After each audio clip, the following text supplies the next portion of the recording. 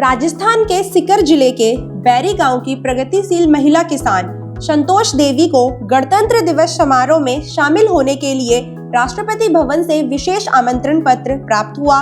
संतोष देवी को ये आमंत्रण पत्र दिल्ली आने के लिए भेजा गया है, जिससे क्षेत्र में खुशी और गौरव का माहौल है। जानकारी के अनुसार ये आमंत्रण पत्र बुधवार को डाक के माध्यम से प्राप्त हुआ, जिसकी खबर मिलते ही बैरी गांव सहित आसपास के ग्रामीण क्षेत्रों में चर्चा का विषय बन गई। राष्ट्रपति भवन में आयोजित होने वाले गणतंत्र दिवस के विशेष कार्यक्रम में देश भर से चयनित विशिष्ट व्यक्तियों को आमंत्रित किया जाता है, जिसमें विभिन्न क्षेत्रों में उत्कृष्ट कार्यक्रम करने वाले लोग शामिल होते हैं। बैरी गांव की निवासी संतोष देवी ने अनार की खेती के क्षेत्र में नवाचार और मेहनत के बल पर अपनी अलग पहचान बनाई है। प्रगतिशील किसान के रूप में वे न केवल जिले बल्कि प्रदेश स्तर पर भी जानी जाती है। उनके चयन को महिला सशक्तिकरण और किसानों के सम्मान के रूप में देखा जा रहा है। ग्रामीणों और परिजनों ने संतोष देवी को इस उपलब्धि पर बधाई दी है।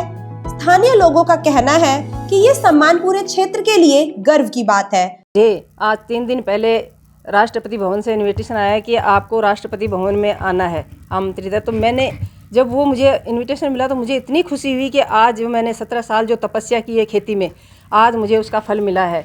लेकिन मैं ये चाहूँगी कि जब ये मुझे इनविटेशन मिला तो हर एक किसान भाइयों को जब ये पता चला तो ये इनविटेशन मेरा नहीं था, उन किसान भाइयों का था कि जिनकी बदौलत मैं आज आगे बढ़ रही हूँ। और उन्हीं के साथ मैं ये कहना चाह रही हूँ कि मैंने जो हर एक इधर ये जो नवाचार किए हैं मैंने यहाँ, वो मैंने अनार, सेब, एप्पल, अमरूद हर वैरायटी के पेड़ों पर मैंने नवाचार किया, जो हमारी जैविक तरीके से, मैंने इसमें रसायन बिल्कुल भी नहीं डाला है, इसको जैविक तरीके से तैयार किया है। जो मेरे अनार हैं वो 800 ग्राम तक की हुई हैं, सेब है 200 ग्राम तक का है और बिल्कुल लाल कलर है। कहते हैं ना राजस्थान में सेब नहीं हो सकता, लेकिन मैंने वो भी यहाँ कर दिखाया है। और मैं ये कहना चाहूँगी कि हर एक महिलाओं को जो आज चूल्हा चौकी तक सीमित है, उन्हें बाहर निकलना होगा। आज मैंने हज़ारों महिलाओं को बाहर निकाला है, जो आज अपने खेत में बागवानी करके आज आमदनी कर रही हैं, 3-4 लाख रुपए कमा रही हैं, किसी के आगे हाथ नहीं फैला रही हैं।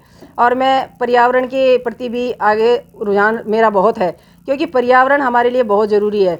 इसलिए मैं हर साल 80,000 पेड़ मैं हर किसान भाइयों से लगवाती हूँ, ताकि हमारा पर्यावरण शुद्ध रहे। तो मैं पर्यावरण में भी आगे हूँ सबसे। और मैं ये कहना चाहूँगी कि हमारे जो किसान भाई हैं वो आज जहर डाल रहे हैं, तो उन्हें जहर अपनी खेती में नहीं डालना है, क्योंकि जहर डालने से हमारी जो खेती है वो बिल्कुल नष्ट होती जा रही है, ना चना हो रहा है ना कुछ हो रहा है। इसलिए हर एक किसान भाइयों से हाथ जोड़कर विनती है कि वो जहर नहीं डालें। और पहले हमें पानी की बचत के लिए ध्यान रखना होगा, क्योंकि पानी का स्तर है वो नीचे जा रहा है, इसलिए हमें ड्रिप सिस्टम से ही सारा काम करना पड़ेगा। और हमारी जो बेटियाँ हैं उनको हमें पढ़ाना होगा, पढ़ा लिखा करके उन्हें आत्मनिर्भर बनाना होगा, ताकि वो किसी के आगे हाथ नहीं फैलाएं। और उनकी शादी के लिए हमें दहेज इकट्ठा नहीं करना है, उन्हें हमें पेड़ देने हैं ताकि वो भी अपने वहाँ बगीचा लगा सकें, और जो उनके सास ससुर है वो भी वहाँ मेहनत करें और सबको ये करके दिखाएं।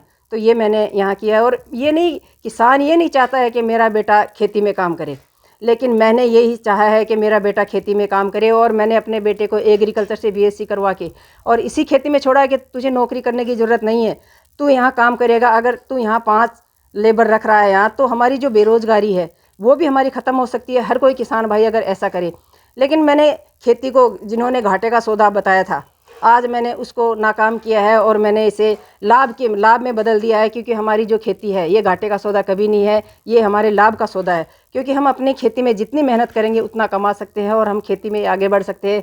आज मैं आपके सामने खड़ी हूँ, जिसके पास मेरे सिर्फ 3,000 रुपये के तनख्वाह थी मेरे पति की, और आज मैं 40 लाख रुपये इसी खेती में कमा रही हूँ। कितने जो हमारे नेतागण हैं, मेरे किसान भाई हैं, अधिकारीगण हैं, सबसे मेरी मुलाकात हो रही है और सबके यहाँ मैं विजिट कर रही हूँ, मेरे यहाँ भी कर रहे हैं। और मुझे जब शुरुआत में 2016-17 में माननीय मुख्यमंत्री वसुंधरा जी थी, वेंकट नायडू जी थे, राधा मोहन जी थे, उन्होंने मुझे जब 1 लाख रुपए का अवार्ड दिया तो मुझे इतनी खुशी हुई कि आज मुझे कितना बड़ा अवार्ड मिला है। उस खुशी के बाद मेरी जो आज मुझे वहाँ बुलाया जा रहा है राष्ट्रपति भवन में, तो उसके लिए तो मैं अब क्या बताऊँ, हर जगह है, जो संबंधी हैं, हर किसान भाई हैं, हर जगह पे सबको इतना उत्साह हो रहा है कि आप वहाँ राष्ट्रपति जी के पास जाएंगी तो इतनी खुशी हो रही है, हर जगह मिठाइयाँ बट रही हैं। तो मैं चाहती हूँ ऐसा मौका हर किसी को मिले।